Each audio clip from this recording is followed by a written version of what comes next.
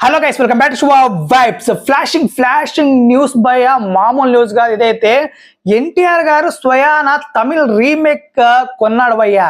Yes, Tamil cinema ఒక cinema part 2 అంటే first part second part release అయింది అనమాట. సో ఆ రెండు పార్ట్స్ ని రెండో పార్ట్ ఏదైతే రిలీజ్ అయిందో ఆ పార్ట్ ని అయితే రీమేక్ చేయడానికి కొన్నాడు.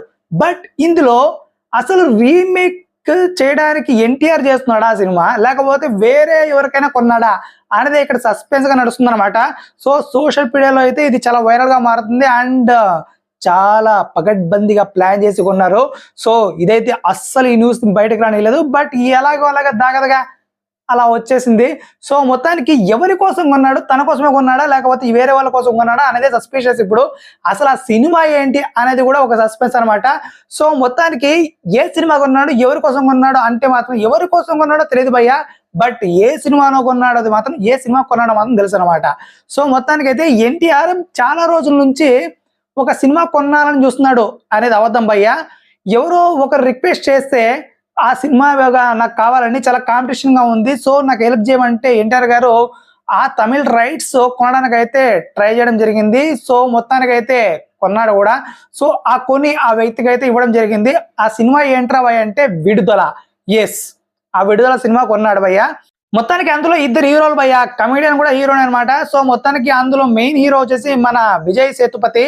సో మొత్తానికి అతని సినిమా, సో అందులో ఒక కామెడీ యాక్టర్, ఆయన పేరు మర్చిపోయా కానీ మంచి కామెడీ యాక్టర్, ఆయన కూడా ఒక హీరో పాత్ర వేశాడు ఇందులో. సో మొత్తానికి ఒక కీ రోల్ ప్లే చేస్తాడు అనమాట. ఆ సినిమానైతే పార్ట్ 1 చూసాను నేనైతే.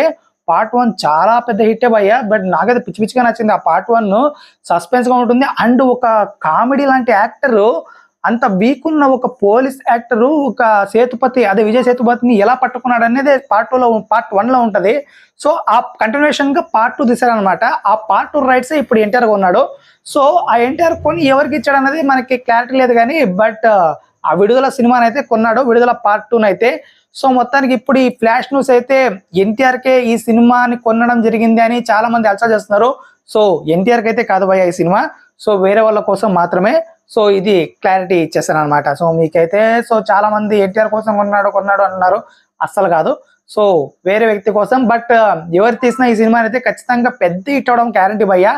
బట్ చాలా మంది అయితే ఈ సినిమాని చూసుంటారా అని అనుకుంటున్నా, ఎందుకంటే యూట్యూబ్ లోనో లేకపోతే మూవీ రూల్స్ లోనో రిలీజ్ అయ్యింది సినిమా. బట్ చాలా మంది చూసారు, నేను కూడా చూసేసాను పార్ట్ 1. పార్ట్ 2 అయితే చూడలేదు. సో చూడాలి మళ్ళీ ఏ రేంజ్ లో ఈ సినిమాని మన తెలుగులోకి కన్వర్ట్ చేసి ఏ విధంగా తీయబోతున్నారో. సో తమిళ వర్షన్ అయితే చాలా స్లోగా ఉంటది భయ్య, మన తెలుగు వర్షన్ అలాగా తీయరు. సో మంచి హైప్ తో తీస్తారు.